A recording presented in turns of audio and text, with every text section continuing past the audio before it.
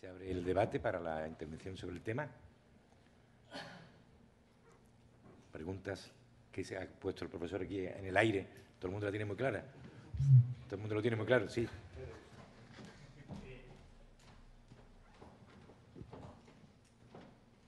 Que lo mío no son preguntas, sino son sugerencias o comentarios al hilo de lo que hemos recibido de comunicación hoy, ¿no?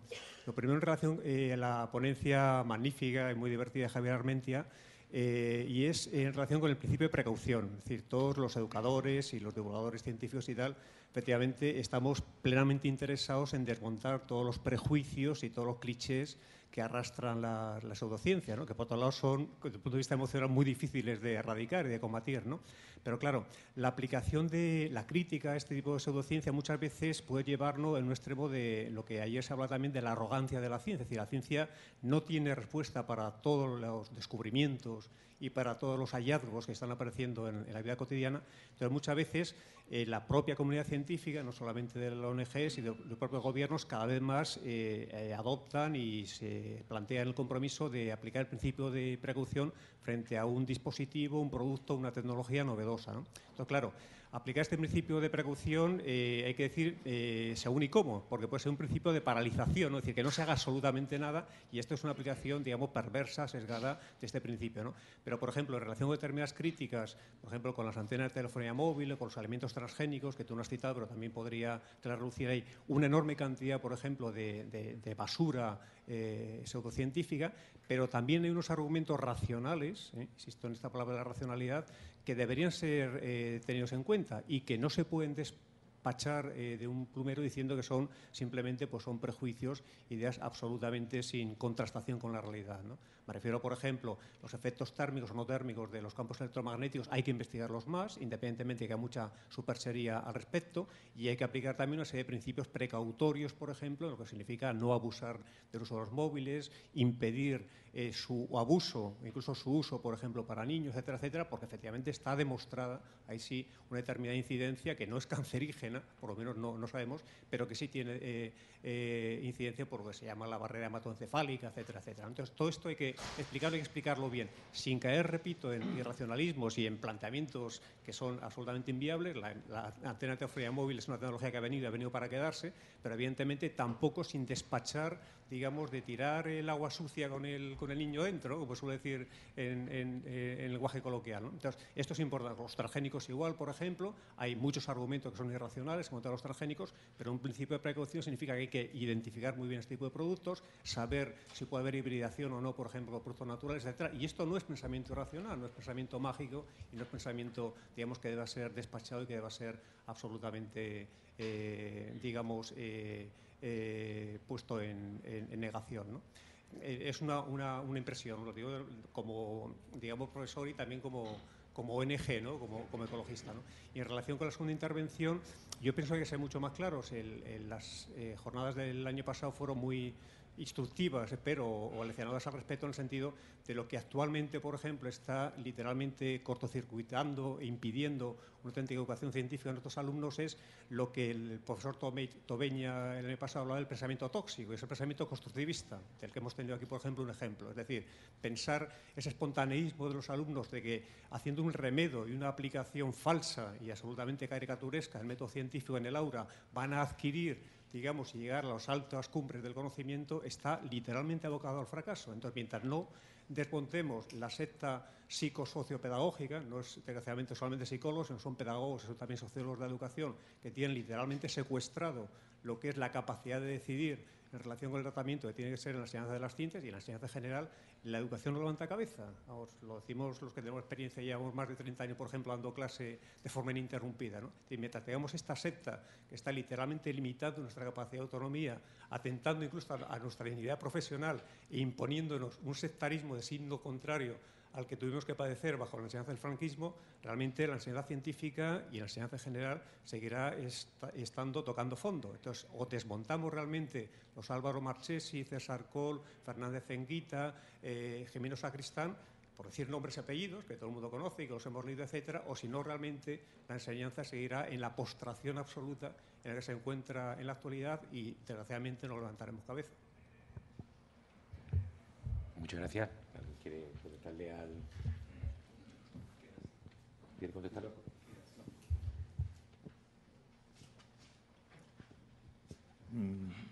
Ha sido un comentario al margen, pero yo también soy profesor, y en mi caso de matemáticas, y también llevo unos cuantos años. Yo soy del plan antiguo, yo hice el PREP, y también soy de Sevilla. Empecé matemática a la fábrica de tabaco y después ya nos echaron allí a Reina Mercedes. Bueno, a lo que iba. Efectivamente, el problema de las enseñanzas de la ciencia es que se han empeñado en que todos los alumnos estén haciendo lo mismo durante demasiado tiempo sin darles alternativas a sus propias necesidades de aprendizaje. Entonces, esta manía que empieza por meterlos a todos en el mismo saco y tenerlos a todos, no hasta los 16, porque no es verdad que estén hasta los 16, están bastante más, están hasta los 18, ¿no? Aburriéndose, generando situaciones en las que ellos mismos se vuelven agresivos, ¿no? Los estamos volviendo agresivos nosotros. O sea, el problema de la disciplina en las aulas, por ejemplo, es un problema que el sistema de la LOCSE, y no es verdad que hayan habido cambios educativos en España desde la LOCSE, porque todo lo que ha venido ha sido más LOCSE, o sea, la LOE es más LOCSE, y la LOCSE, bueno, fue un suspiro que tampoco desmontaba nada, porque no se atrevieron a meterle mano al problema que teníamos. Bueno, entonces, todo ese proceso de meterlos a todos en el mismo paquete ha desmontado la enseñanza entera, no solamente la enseñanza de la ciencia, ¿no? Pero lo que yo no entiendo, yo soy matemático, pero lo que siempre he comentado a mis compañeros de ciencia es que en qué cabeza cabe que es que en cuarto de eso la enseñanza de la ciencia sea una optativa, por ejemplo, ¿no? O sea, nuestros alumnos salen de la ESO y es que lo de Newton y lo de la masa por aceleración, bueno, les puede sonar a chino, ¿no? Y después se les mete en el bachillerato y se les plantea una asignatura en la que, bueno, todo es opinable, ¿no? Y esa ciencia, tecnología y sociedad, no sé qué, esa asignatura en la que resulta que la ciencia, pues, es una opinión, ¿no? Y lo otro es otra opinión. Y todo va en el reino de las opiniones. Entonces, bueno, de la formación científica con la que salen nuestros alumnos de la ESO es penosa y del bachillerato bastante penoso. Entonces, llegan a la universidad y, claro, estamos diciendo, se nos están desmontando o estamos teniendo casi que desmontar las carreras de ciencia que ya no son ciencia, ¿no? Las clásicas, matemáticas, física, química, etcétera, se están quedando sin alumnos. Bueno, fundamentalmente porque no pueden con ellas, ¿eh? No pueden con ella. Yo todos los años, bueno, cada vez más me cuesta recomendarle a alumnos míos que se vayan a hacer matemáticas o que se vayan a hacer física, ¿no? ¿Cómo le voy a recomendar eso si sé que se van a estrellar la mayoría de ellos? Porque es que, bueno, ni tienen los hábitos de trabajo, ni tienen los conocimientos, ni tienen los conocimientos mínimos necesarios para decir, bueno, yo me meto en un sitio donde no me voy a meter en una trampa, ¿no?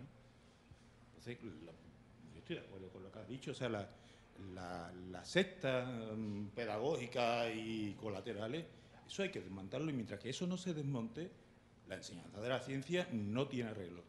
Y es un problema internacional porque es que la secta no es una secta española. Es que eso, bueno, Pinker lo tiene denunciado, pero también lo tiene denunciado Bunge, o sea, la crítica al constructivismo, por ejemplo, de Mario Bunge, me parece clarísima. El libro que tiene escrito, que creo que es relativamente reciente, aunque en él ya todo es antiguo, ¿no? Sobre la psicología, ¿no? Creo que tiene que 4 o 5 años, ¿no? Que a lo mejor un poco más, no lo sé, yo lo leí entonces. Bueno, me parece que es clarísimo, ¿no? Mientras que toda esta situación no se arregle y creo que es un problema internacional, ¿no? No es solamente un problema de este país, la cosa se ve negra, ¿no?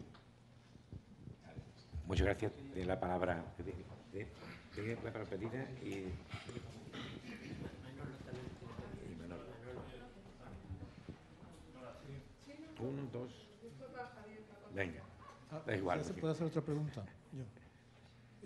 Sí, con respecto a... Quería hacer un par de observaciones con respecto a lo de la enseñanza, que muchas veces los teóricos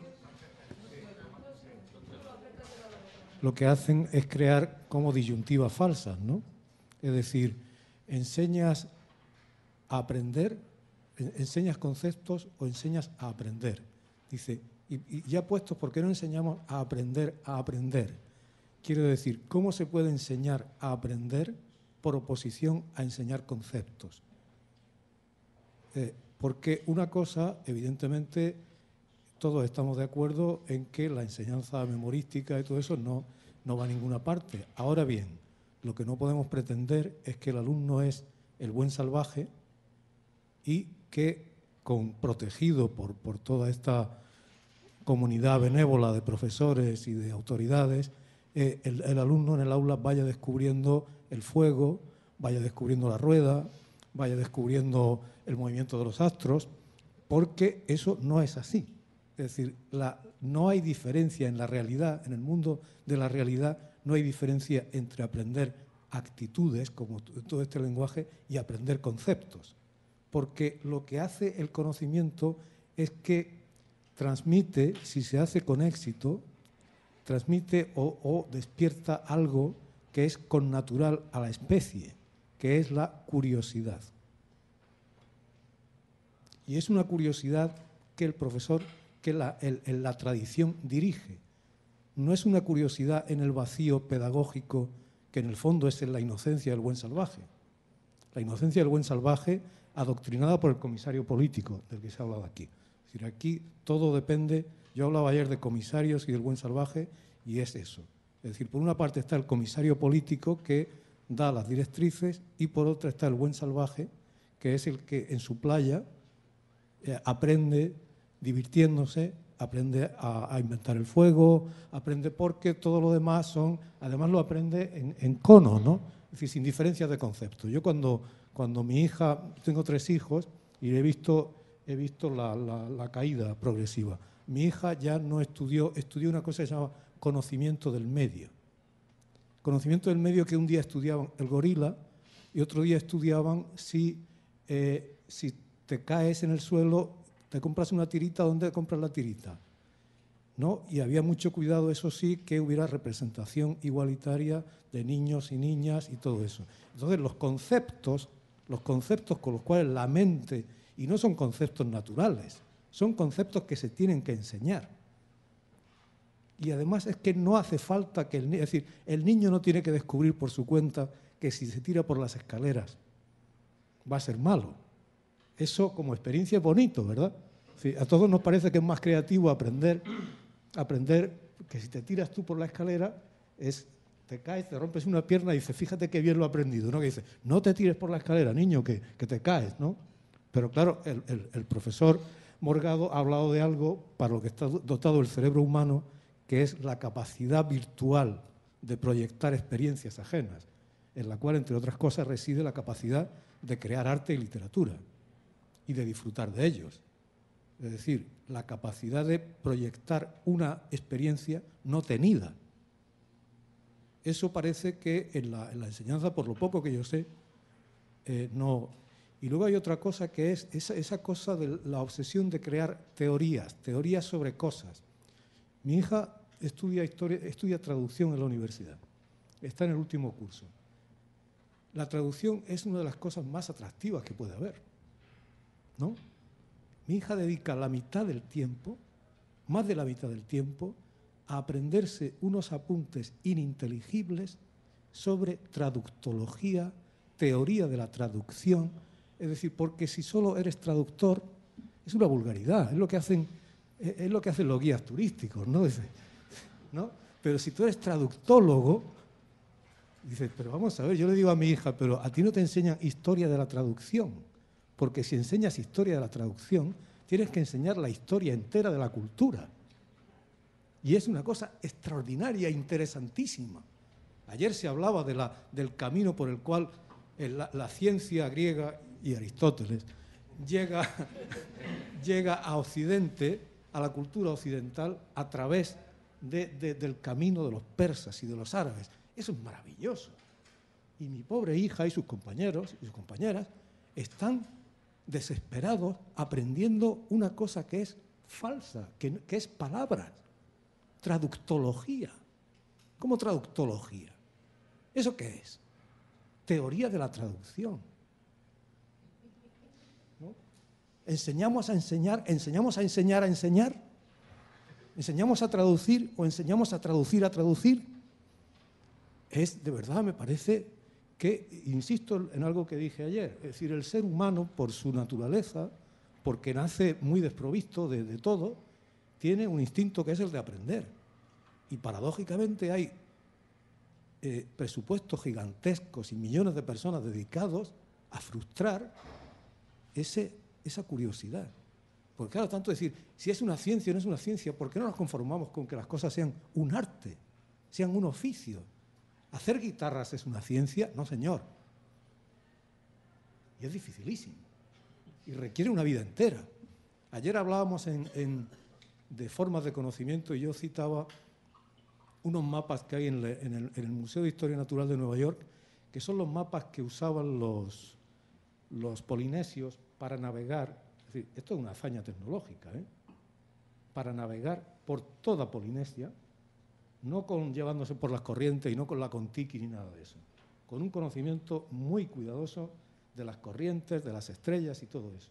Y esos mapas estaban hechos con cañitas, son como una especie de laberintos de cañas con conchas y con guijarritos, ¿no? Eso lo llevaban ellos en esos catamaranes extraordinarios. Es decir, ahí había un conocimiento y de eso no es ciencia, ni falta que le hace. Es un arte, es una cosa basada en la experiencia, ¿no? Pero lo que tenemos nosotros no es ni la ciencia ni la autoridad, digo la autoridad en el sentido más noble de la palabra. La autoridad es simplemente una cuestión económica, es la capacidad atesorada por nuestra especie, gracias, entre otras cosas, al lenguaje. Gracias al lenguaje no necesitamos descubrir por nosotros que si vemos un tigre, bueno, eso es más emocional, ¿no? Pero bueno, otras cosas, ¿no? Gracias al lenguaje podemos acumular, podemos heredar y transmitir la experiencia.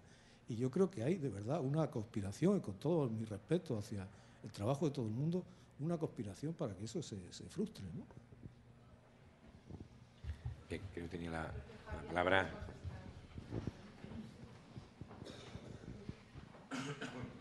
No, por no polarizar un debate, yo no puedo contestarte. Yo no sé las certezas que tú tienes, pero sé que no son certezas científicas. Es decir, no hay un mecanismo fisiológico por el cual una radiofrecuencia del teléfono móvil tenga efectos no térmicos, aunque hay alguna publicación que apunta a ello. Pero no ha sido considerada como evidencia suficiente ni probable, siquiera por el panel internacional de expertos que investigan sobre el tema de los efectos de los campos magnéticos para la Organización Mundial de la Salud. Yo comprendo que desde grupos de opinión y desde ideologías se puede llegar al punto de llegada que quieres llegar sin necesidad de este tipo de pruebas. Yo asumo que tengo mi ideología y tengo algunas ideologías, pero no pretendo que eso es el dato científico, ¿no? El criterio de precaución que se está estableciendo en muchos casos en Europa son criterios puramente políticos y económicos. El otro día, anteayer, estaba el domingo en la Acampada de Sol y vendían ahí unas camisetas 100% algodón y ponía 100% tinte vegetal, ¿no? Lo que no sabían es que el 100% algodón es 100% algodón transgénico, porque en el mundo, desde hace ya 5 años, todas las camisetas chachis de algodón son de algodón transgénico, que es perfectamente idéntico al algodón no transgénico, todo hay que decirlo, es algodón. Sin embargo, era un contrasentido, ¿no? Es decir, estar vendiendo un producto 100% natural que era 100% artificial, como cualquier algodón que se hubiera puesto en los últimos 40 años, ¿no? Aunque no fuera transgénico. Es decir, posiblemente estamos disfrazando de ideología, de ciencia, aquello que es ideología. Yo creo que es algo que se comentó ayer. Mi opinión, ya digo, sin más. Sí, tiene la palabra. Sí, yo quería comentar simplemente. No, simplemente quería comentar algunas cosas. Estaba aquí en la mesa esta porque, en principio, yo cuando terminé la carrera, yo hice las oposiciones de instituto y estuve 2 años, casi 3, hasta que pedí excedencia para ir a la agencia EFE, profesor de física y química. Y bueno, ya hace bastante tiempo, pero me sigo considerando profesor de instituto, profesor de ciencia. Pienso que muchos hemos hecho las oposiciones básicamente, por ejemplo, por 2 razones. Primero, porque eran unas oposiciones que estaban al alcance de cualquiera Es decir, hay otras oposiciones como las de pues a lo mejor juez o ese tipo de cosas, que tienes que tener una renta determinada para poder sobrevivir durante mucho tiempo preparándote esas oposiciones con un preparador, con lo cual ahí hay una especie de selección económica, y en la propia universidad también hay una selección económica, porque las becas, en mi caso, por ejemplo, además mi padre se había prejubilado. Yo no podía, me dieron la beca FPU y yo no podía vivir con la beca. Es decir, es que era mejor sacar la oposición. Y luego pedí una excedencia cuando saqué otra en la agencia EFE, ¿no? Es decir, eso me da una, en fin, no mucha, pero una pequeña autoridad para ver un poco que sí que hay muchísimos problemas en la enseñanza de la ciencia.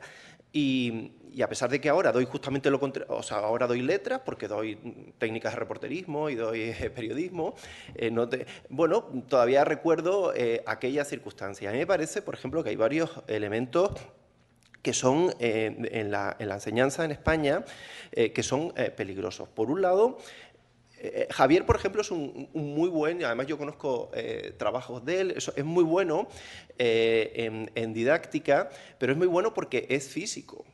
Pero es que hay muchísimos profesores de didáctica de la ciencia que no han estudiado ciencia, porque el llegar, y como hay muchos profesores de periodismo científico que tampoco han estudiado ciencia. Es decir, porque tú llegas de una determinada manera.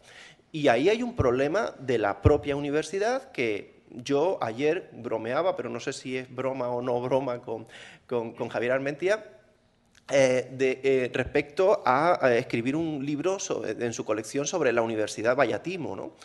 Porque hace poco un gran, bueno, de estos que hay en Estados Unidos, un empresario, daba dinero a gente que se fuera de la universidad porque decía que la universidad mataba a la gente inteligente, ¿no? Es decir, pues que es verdad que estamos haciendo unas estructuras y superestructuras de gente que está cogiendo un poder determinado y que se está erigiendo en el que es quien tiene que hacer las cosas. Yo no me explico que un licenciado en periodismo se pueda considerar mejor periodista de tribunales que un licenciado en Derecho. Pero es que ahora, hoy en día, eso es así. Es que yo soy licenciado en periodismo, es que tú no sabes no, perdón, es que para ser periodista de tribunales, lo primero que hay que saber es que no es lo mismo imputado que acusado y que se confunde. Y a mí me parece, cuando te vienen diciendo, ¿no? Es que ¿para qué? De hecho, es terrible. Yo doy periodismo científico, cada vez me gusta menos a veces, porque en toda la asignatura de periodismo científico yo no doy nada de ciencia. Yo doy qué es la revista Nature, qué es el CSIC, que sí, que el CSIC es un sitio donde hay científicos y las universidades también, y lo que significa el reportaje y la diferencia entre la crónica y el reportaje, pero allí nadie sabe lo que es un gen, ni lo que es un átomo. Entonces, y esta gente es la que va, en teoría, a acceder a eso, ¿no? Y eso a mí me sigue pareciendo, y a pesar de que sea duro decirlo, yo no tengo claro que se estén haciendo en las universidades los adecuados planes de estudio. Ahora con Bolonia considero que ha habido un retroceso en muchas titulaciones. La mía, por ejemplo, que antes era Ciencias de la Información, ahora ya no se llama así, ahora se llama Periodismo y Comunicación Audiovisual para tener dos distintas y tener más gente. Pero no nada. ¿Y en Comunicación Audiovisual qué dan? ¿Aprenden a hacer cine? No, teoría del cine, teoría de la imagen, teoría... Y al final tienen un bombo en la cabeza que les quita las ganas de hacer cine, que a lo mejor algún día la tuvieron. Y entonces yo digo, ¿y eso por qué existe? ¿Por qué existe? ¿Y por qué no se le hace algo? Y respecto a la enseñanza en el instituto, yo pienso que hay un problema, y que son los profesores de instituto no han sido suficientemente críticos y no se han organizado para protestar de forma coordinada contra eso, que lo hemos hecho los de la universidad. Cuando nos han venido con Bolonia a decir que tenemos que hacer otro método, no, ¿quién me va a decir a mí cómo enseño yo? Enseño yo bien. Bueno, los médicos, no vea, los médicos dije, ¿qué me van a decir a mí cómo voy a enseñar yo medicina? Y está el célebre refrán ese en toda la universidad ahora, ¿no? El que sabe hace, El que no sabe enseña y el que no sabe enseñar, enseña a enseñar, ¿no? Entonces, bueno, pues ha habido una crítica y una respuesta total. No, nosotros aquí no vamos a cambiar, porque de medicina sé yo. Y claro, a mí me parece que se tiene que organizar. Y bueno, ya simplemente una cosa, habría que mirar, por ejemplo, en China o en Corea del Sur, donde hay muy buenos resultados en ciencia, ¿cuáles son los métodos pedagógicos? Pues son bastante duros, bastante duros. Manolo, me parece que tiene la palabra.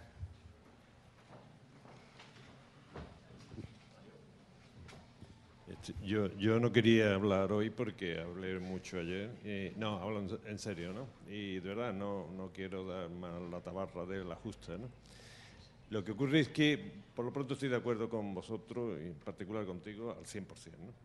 Pero lo que quería era remarcar brevemente algunas cosas, ¿no? Primero, creo que sois conscientes, pero por si acaso lo remarco, de la gravedad de la situación. Es muy, muy grave. Esto ya no vale el plañiderismo. No sé si me explico. Nos estamos jugando el futuro. Como país e incluso a otros niveles, yo creo que incluso europeos. Pero mientras que otros países europeos están reaccionando, aquí todavía no. Y esto ya se acabó la broma, creo yo, ¿eh? Y por lo tanto, esto que dice Carlos es verdad. El plañiderismo ya debe ser historia y os tenéis que organizar, los que seáis profesores, pero con mucha firmeza. Esto no puede seguir así. Segundo lugar, insisto, os recomiendo, porque yo creo que el proceso en el que hay que entrar tiene que ser de acción ya. Os recomiendo un artículo de un compañero vuestro y mío también, que escribe hoy en El País, en una cuarta, que estaréis de acuerdo con él o no, pero por lo menos empieza a dar una idea y el camino para hacerlo. Vamos a discutir sobre eso y si se puede, se hace. Y si no, se discute, pero para hacerlo, porque no tiene nada que ver con todo la trayectoria que ha habido hasta aquí. Y ahora os voy a dar un par de experiencias, una sueca y otra mexicana.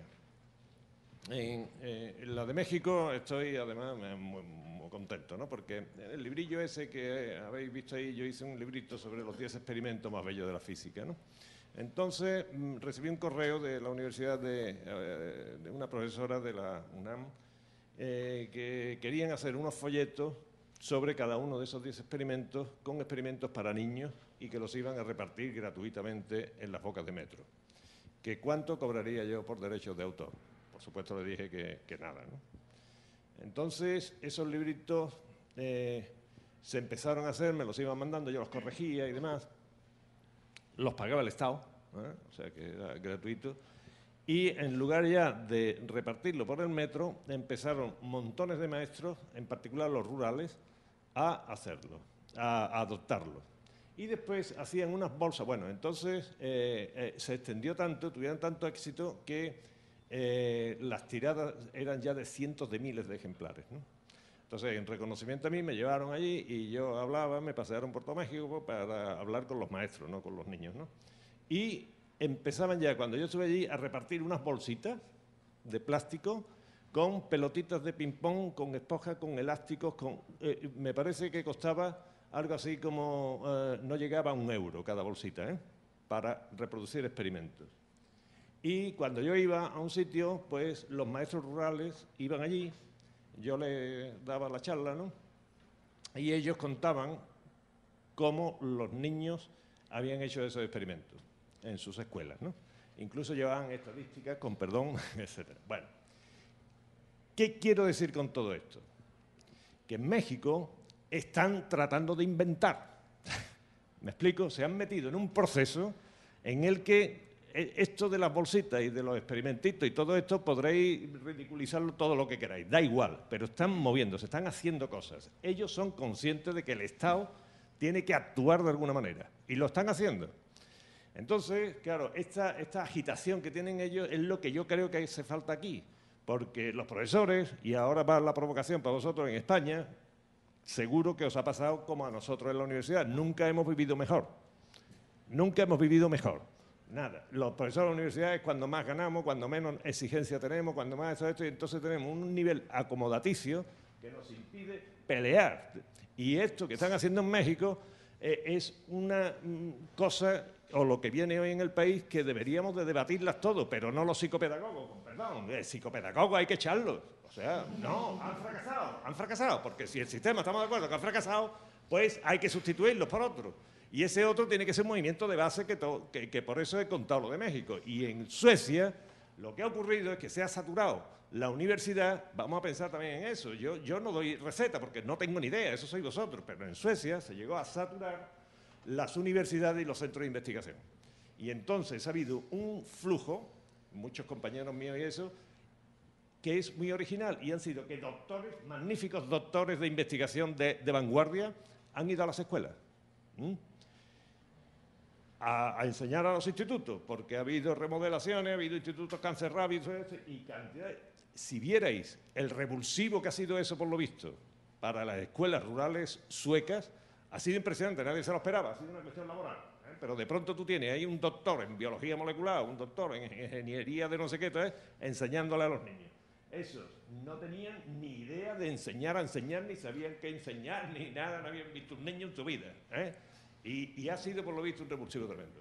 Con estas tres cosas, lo del país, lo de México, lo de Suecia, que son tan dispares, como podréis ver cuando leáis lo del país, es lo que me parece que hay que hacer. O sea, moverse en la dirección que sea. Los que tenéis experiencia tendréis que marcaros y equivocaros todo lo que sea, pero no estéis en manos de gente que durante los 30 años de democracia han fracasado.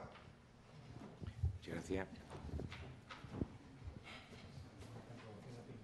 No, era una aclaración, y es que se están moviendo o no estamos moviendo. Quiero decir, en Andalucía, por ejemplo, está APIA, ¿no?, la Asociación de Profesores de Institutos, ¿no?, que mantiene un discurso muy crítico sobre todo esto, ¿no? Pero es que también existe una federación a nivel del Estado español, ¿no? Ya hay partidos, ¿no? Yo no quiero hacer propaganda de ningún partido, porque además no estoy en ninguno, ahora mismo no estoy en ninguno. Pero UPyD, por ejemplo, el programa de educación de las últimas elecciones generales de UPyD, planteaba todos estos problemas con bastante rigor. O sea que yo creo que decir que aquí no nos estamos moviendo, que todo esto está pues parado, que nos están comiendo terreno, hombre, yo creo que ya hay una reacción. Yo creo que esto es un camino en el que se ha tocado fondo y que vamos, ya veremos dónde termina, porque, en fin, afortunadamente también estamos en un país democrático y ahora no podemos oír cuatro iluminados diciendo ahora lo que hay que hacer es no sé qué y otros iluminados sustituir a los iluminados anteriores. No, yo creo que ese no es el tema, ¿no? Yo creo que es un proceso de renovación, en el que hay que enterrar muchas cosas, porque hay que enterrar muchas cosas, y hay que desenterrar algunas cosas que estaban muy bien. La institución libre de enseñanza lo que no obviaba era el esfuerzo del alumno, ni mucho menos, ¿no? Entonces, cosas, por ejemplo, la institución libre de enseñanza, sin embargo, nos la traen a la palestra cuando interesa plantear las cosas políticamente correctas, ¿no? Pero cuando hay que resucitar el esfuerzo, pues entonces ya no, ¿no? Entonces, bueno, nada, simplemente que nos estamos moviendo, ¿eh? Lo único que ocurre es que el movimiento empieza con mucha inercia y habrá que ver hasta dónde llega. Muy bien. ¿Alguien del público quiere intervenir?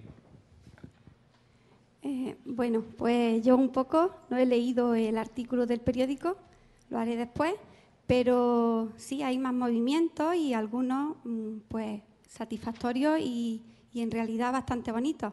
En Cádiz este año se ha celebrado la 6ª edición, el 6º encuentro de alumnado investigador, y 300 chicos con actividades de investigación que sus profesores, como buenamente hemos podido, muchas horas de trabajo que hemos compartido y que gratificante, no, maravilloso. Y ese es un movimiento y está desde dentro y ha sido aquí en Cádiz, en San Fernando, con el Instituto Botánico de Centro Anfitrión, y todas las demás ediciones, todas han sido en Cádiz. Con lo cual, un movimiento dentro, y ha venido gente de otras partes de España, pero la mayoría hemos sido gaditanos.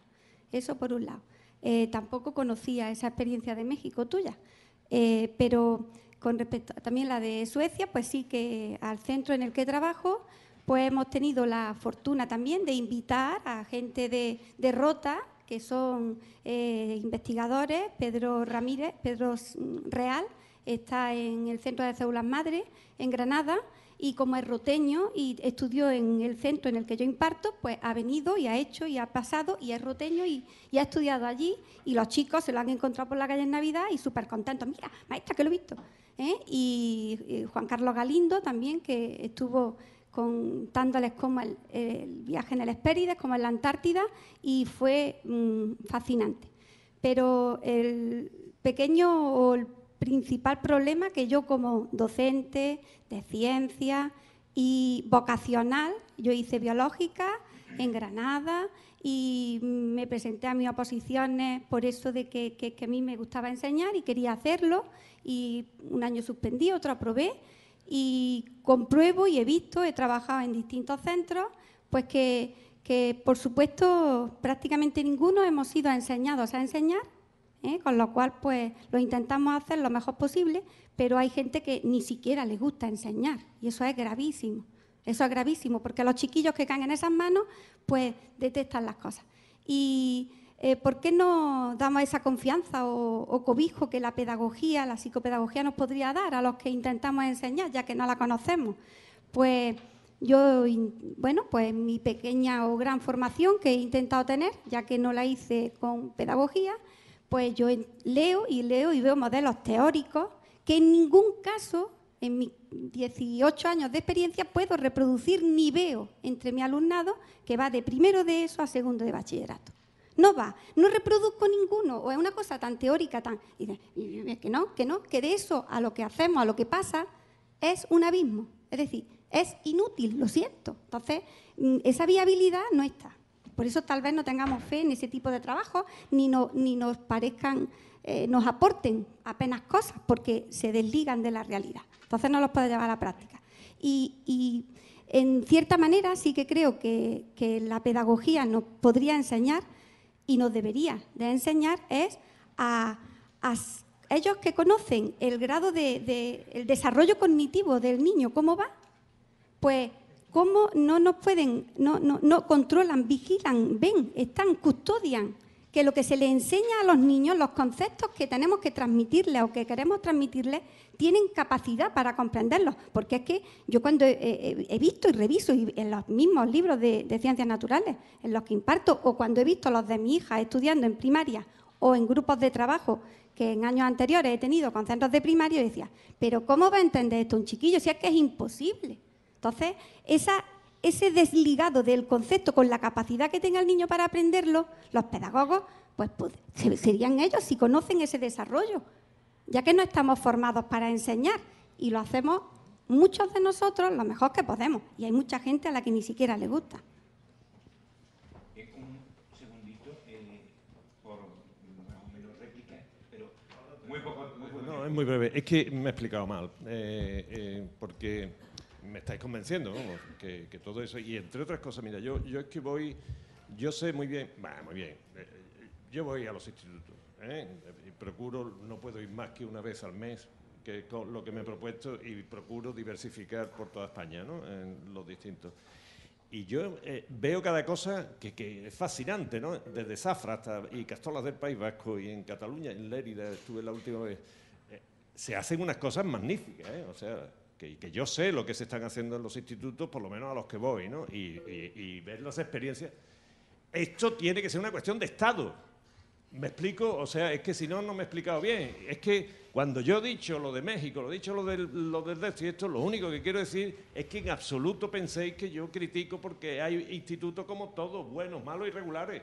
Y hay creativos y hay mortecinos y hay de todo, como en la Guardia Civil, como en las unidades de la Guardia Civil, del Ejército, de la Universidad y de los departamentos en todas partes. Yo sé muy bien lo que se hace. Pero o esto emerge como una cuestión colectiva, como pasó a nivel nacional en Suecia en un aspecto, en otro lo que dice el país, o en otro como pasó en México, lo que sea, si esto se convierte en un movimiento que tenga su reflejo en la organización estatal y política de la enseñanza, o quedaremos con anécdotas gloriosas, pero no será un problema de solución a nivel de país, que es lo que hace falta ahora mismo. Sí, a ver si atendemos un poco aquí el Twitter, porque nos están diciendo de todo menos bonitos por no atenderles. Dicen que estamos a lo nuestro y no nos hacemos caso. No, parece ser aquí alguien dice, lo que dice esta mujer, supongo que la intervención anterior es una gran verdad. Mi profesora de griego nos daba muchísima caña, nos exigía muchísimo, pero nos transmitía su pasión, nos azuzaba. Después nos han dicho aquí que no les atendemos, pero no veo yo preguntas.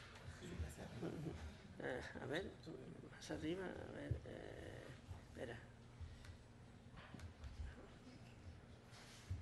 A ver si, espera. No, esto no, a ver. Si tú sabes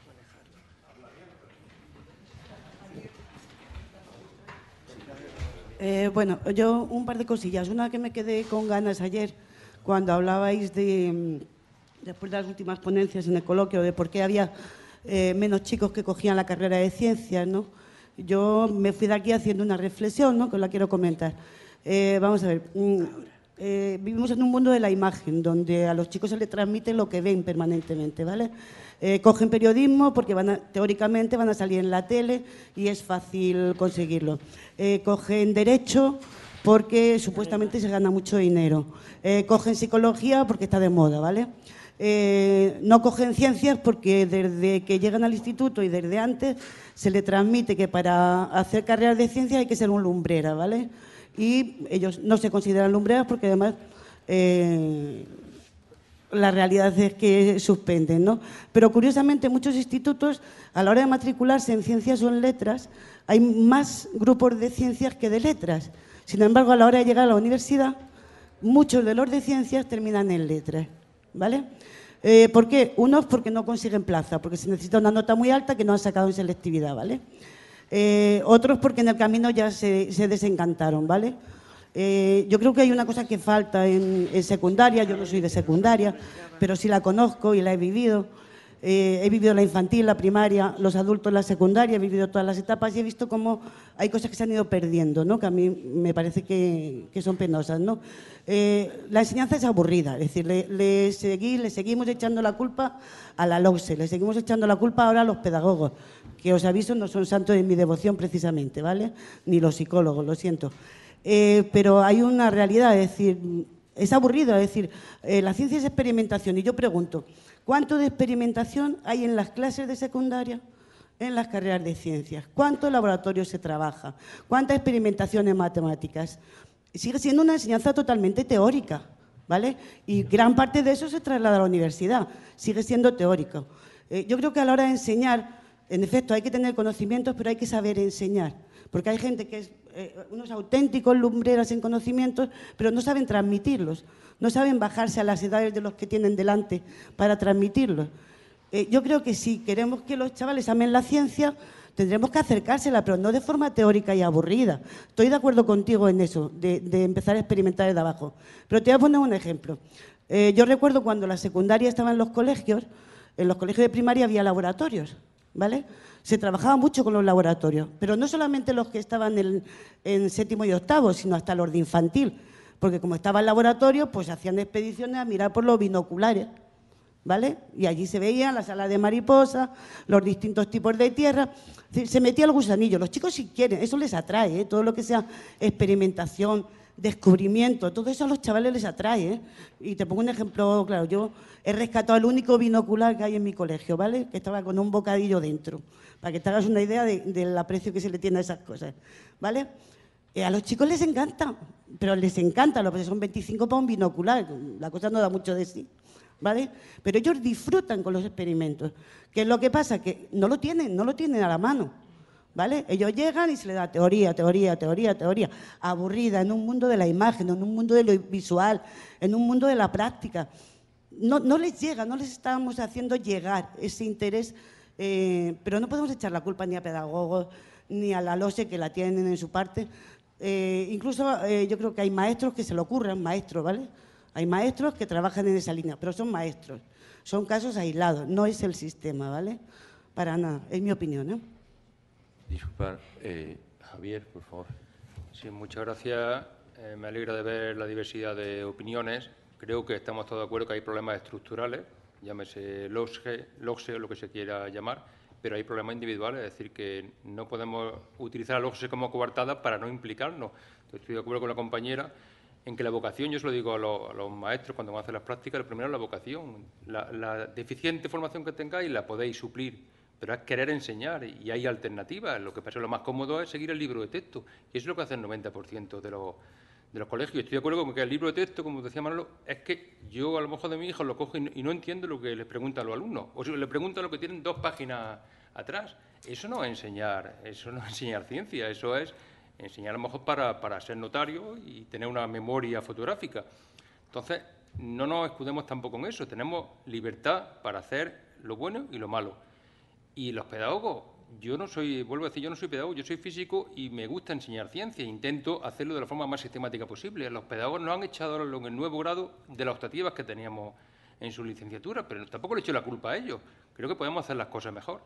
Y enseñar ciencia comienza, como bien decía, en infantil y en primaria. En primaria, ahí sí le echo la culpa a los pedagogos, quitaron prácticamente los planes de estudio la ciencia.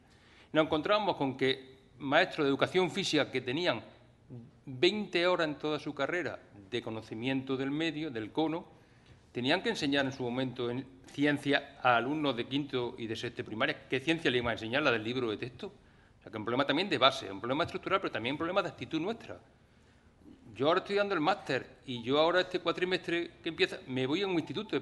Iba a pedir el año sabático, no me han dejado, pido 2 permisos.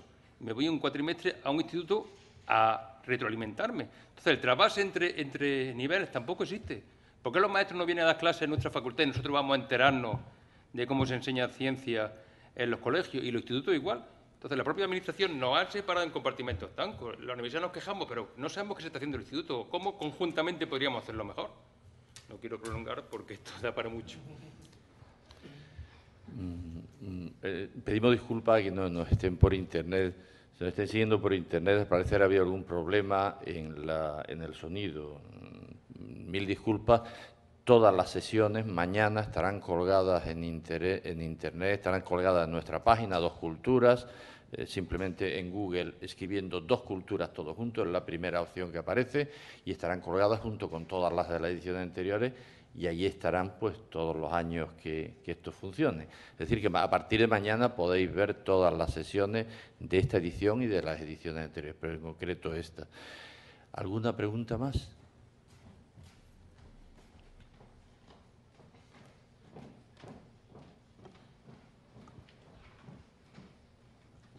Hola, lo mío más que una pregunta es un comentario a título de estudiante, que yo creo que el problema, que hasta hoy no había oído hablar del tema de la vocación, que creo que es lo que hace que el mundo, entre comillas, vaya funcionando en este sentido, sería que yo creo que el problema es que vivimos en una sociedad acomodada, que como se comentaba ayer, por ejemplo, es mucho más fácil buscarte un trabajo en el cual no se considera que haya tanto sacrificio, porque yo tengo muchos compañeros que acaban una licenciatura que no tiene nada que ver con magisterio, y directamente ocurre eso, se cogen, se ponen a hacer el CAP pensando simplemente en ser funcionarios, que igual habría que hacer el concepto de ciencia de investigación algo más atractivo desde la base directamente, para que tú no estudies una carrera porque la has empezado, la has terminado, porque ya la has llevado, para luego acabar haciendo otra cosa totalmente distinta a lo que como tal es mi opinión, vamos.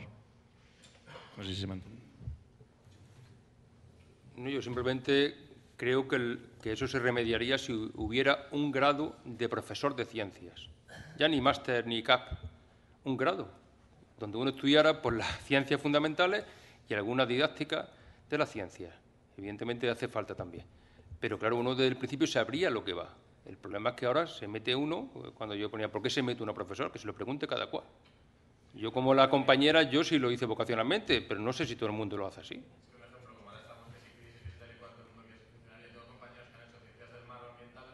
Claro, mucho.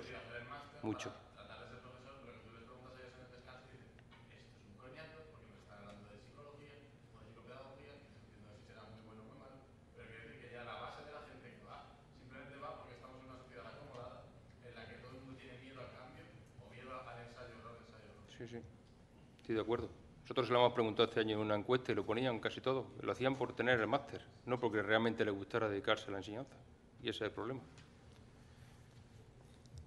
Hola, yo quería hacer un comentario que tiene relación, pero voy a lo más general. De verdad, creemos que actualmente a la sociedad le interesa la educación y la ciencia en particular, porque Hay un tema que ayer se comentó algo, no sé si él fue el profesor Manuel Lozano, sobre que puede ayudar la enseñanza de la ciencia a la democratización. Y yo estoy totalmente de acuerdo con él, porque la ciencia precisamente es la que se pregunta el porqué de las cosas y lo critica todo, y hasta que no tenga una base no da por cierto los hechos, ¿no? Yo pertenezco a la Sociedad Tales de Matemáticas y todos los años organizamos la Olimpiada de Matemáticas. Y cuando vamos al ayuntamiento a comentarlo, pues ya prácticamente hacemos apuestas a ver en qué momento el concejal o la concejal nos va a decir que es que soy de letras. Es lo primero que dicen, ¿no? Que es de las cosas, parece que eso ya inmuniza a todo el mundo y no tiene ninguna responsabilidad en lo que se haga a partir de ese momento. Y ahora, claro, vamos a educar personas críticas, que es lo que se hace con la ciencia, y no solamente con la ciencia. En cualquier arte, en cualquier tipo de una persona crítica cuando se utiliza y se enseña las cosas correctamente y queremos hacer ciudadanos correctos. Entonces no nos engañarían como la pseudociencia, ¿no? Hay una pseudociencia que también decíamos que es económica y empresariales. Si resulta que eso fuera ciencia, ¿cómo se puede demostrar que con la riqueza de unos pocos sea bueno para todo el mundo? Por ejemplo, ¿no? Y solamente unos pocos que ahora, por ejemplo, con el movimiento de 15M, parece que se están dando cuenta que eso no está demostrado.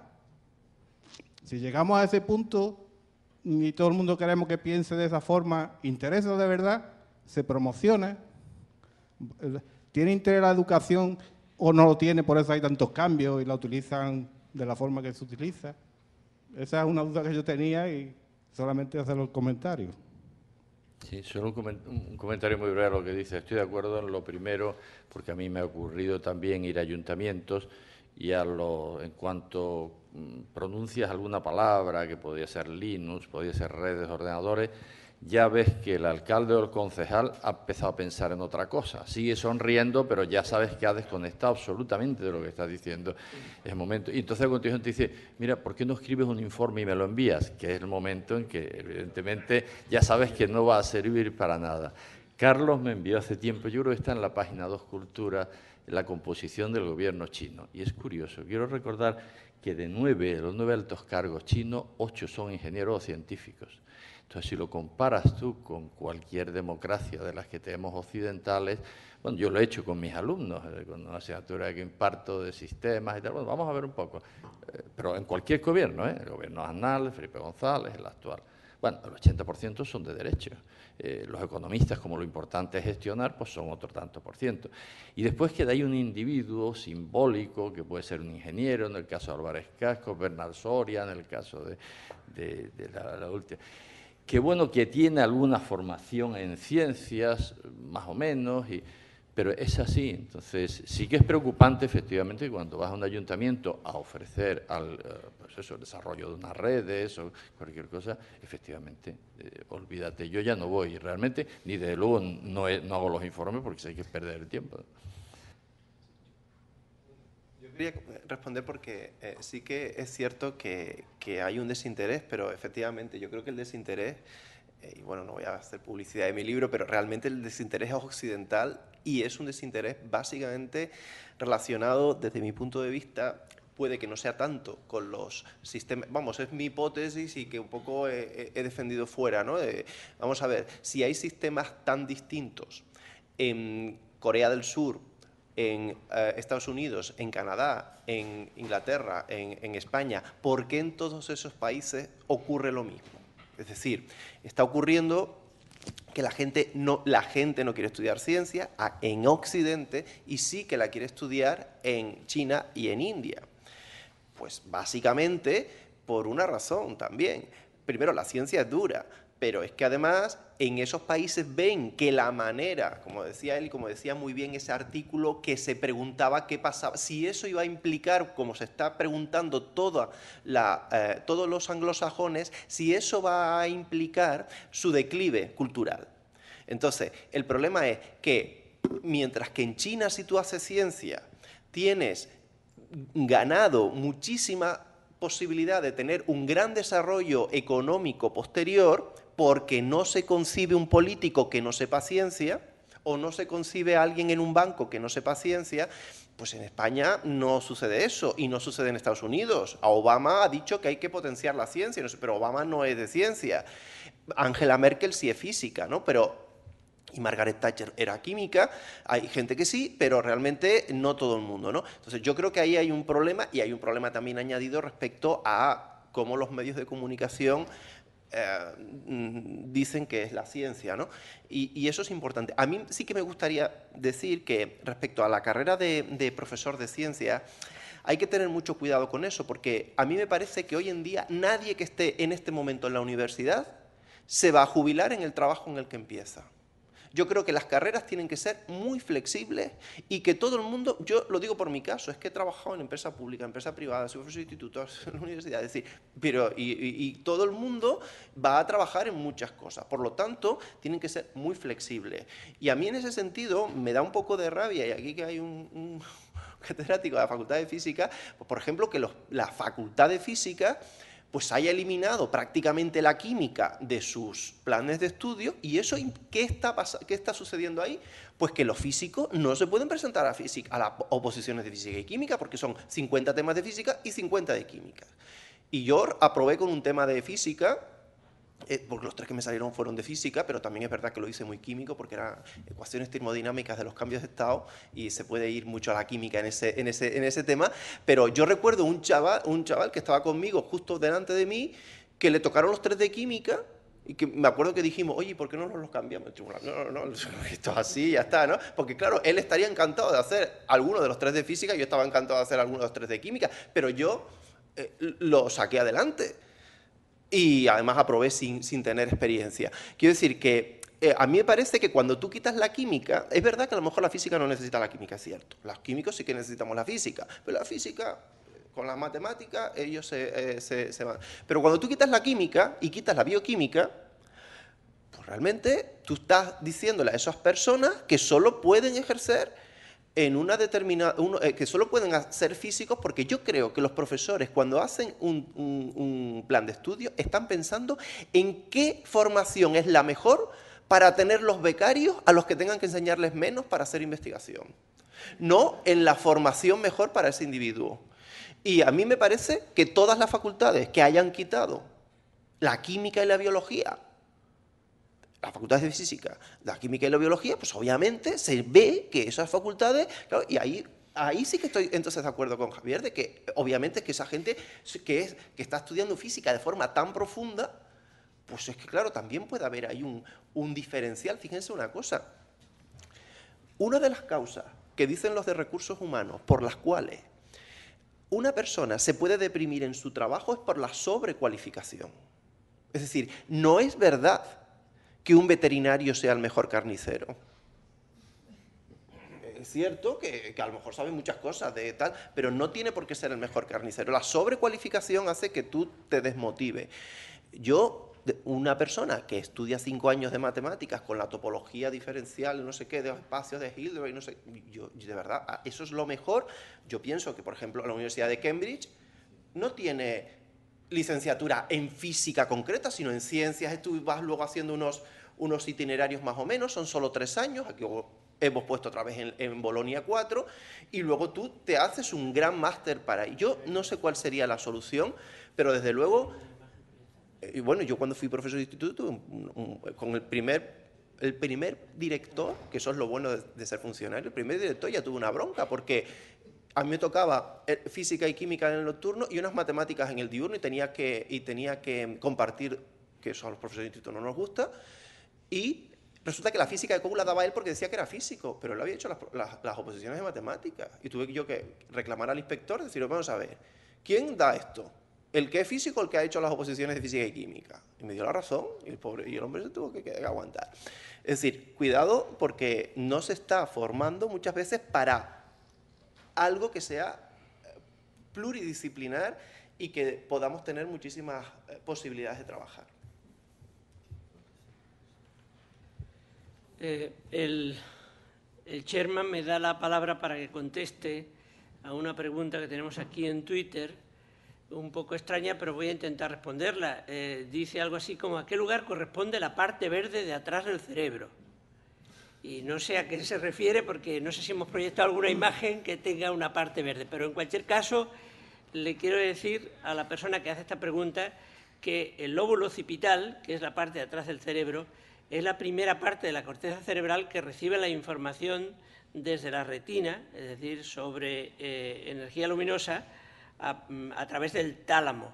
Pero no es la única parte del cerebro que procesa la visión. En realidad la visión se come también casi todo el lóbulo temporal y buena parte del parietal, de tal manera que ahora sabemos que de toda la corteza cerebral hay una enorme cantidad de tejido, probablemente más del 60 o el 70%, que está implicada en el procesamiento de la visión, ya que somos seres profundamente visuales. Así que la respuesta es sí, puede ser una parte relacionada con el procesamiento visual, como él sugiere más adelante, pero no es esa la única parte del cerebro que está implicada en la visión. El lóbulo occipital sirve para tener la experiencia fenomenológica de ver, pero sin el lóbulo temporal veríamos, pero no sabríamos qué es lo que estamos viendo. Es decir, es el lóbulo temporal el que le da sentido, en base a la información que tiene acumulada y la que recibe de otras partes del cerebro, a lo que vemos, para saber exactamente cuál es la semántica de una percepción. Muy bien, yo creo que estamos ya acabando, entonces si queréis, pero una última pregunta, por favor, porque llevamos ya media hora de retraso. Solo quería compartir una anécdota porque me parece que puede hacer reflexionar un poquito, o nos puede hacer reflexionar a todos. Mira, yo siempre había escuchado eso de que los chinos y coreanos y tal son muy buenos con las matemáticas. Y yo decía, bueno, ¿y por qué, no? Entonces, bueno, pues llega un correillo del abaco chino, me pongo a abrir el vídeo y me quedo alucinada, claro. Esos niños de 4, de 12 años, suma 4.322,5.600.000 no sé cuatro. Y suma hecha. Y yo alucinada, claro. Unas cantidades increíbles, ¿no? Y ahora se ve una clase, se ve el maestro, se ve todos los chicos ahí, y todos calladitos, y dice el maestro, ¡ah! Y hacen todo, suma hecha. Y yo pensé, a ver, vamos a trasladarlo a nuestras clases, a nuestros chicos. Primero, en vez de estar todos calladitos, estarían todos hablando unos con otros, ¿vale? Y cuando el maestro dijese, ¿qué quiere decir? Ponerse a trabajar. Empezaría, maestro, ¿y esto ahora qué tengo que hacer? Y ahora tengo que mover esto para acá. Oye, ¿tú cómo lo has hecho? No es una anécdota, pero pensar sinceramente lo que significa, ¿vale? Creo que es muy importante. Que no tenemos futuro. Es ese. Es que no, China va a ser la cultura y el país del 21. Hay para acabar una cosa, yo llevo muchos años he trabajado en empresas y trabajo en departamentos de calidad. Hay un libro que es del gran gurú de la calidad japonesa, que es Kaoru Ishikawa. Kaoru Ishikawa habla, en ese libro, las primeras páginas hablan de la escritura. Ellos tienen que aprender 1000 caracteres, un niño, para medianamente saber algo. Imagínate, después de aprender 1000 caracteres, yo me imagino que ese niño, claro, le echa una ecuación diferencial de segundo grado y dice, bueno, esto, quizá también eso influya, ¿no? Desde pequeñito, pienso. Él, curiosamente, cuando yo empecé a leer el libro, pensé que iba a hablar de otras cosas, pero no, habla de budismo, habla del confucianismo, habla del lenguaje, habla de las escrituras. Quizá tenga que ver mucho con eso, no lo sé, pero me llamó la atención que en lugar de ser un texto de calidad que empieza a hablar de calidad, empieza a hablar de cosas que en principio no parecen no tener relación. Bueno, pues nada más. Muchísimas gracias por vuestra asistencia, muchísimas gracias a los que nos estáis siguiendo por internet. Espero que os haya gustado, espero que hayáis aprendido y por lo menos para mí es una vez al año en que mi cabeza sale de lo ordinario, entendido en el sentido de lo común, de lo diario, y puedo empezar a pensar en cosas nuevas. Y bueno, muchísimas gracias a todos.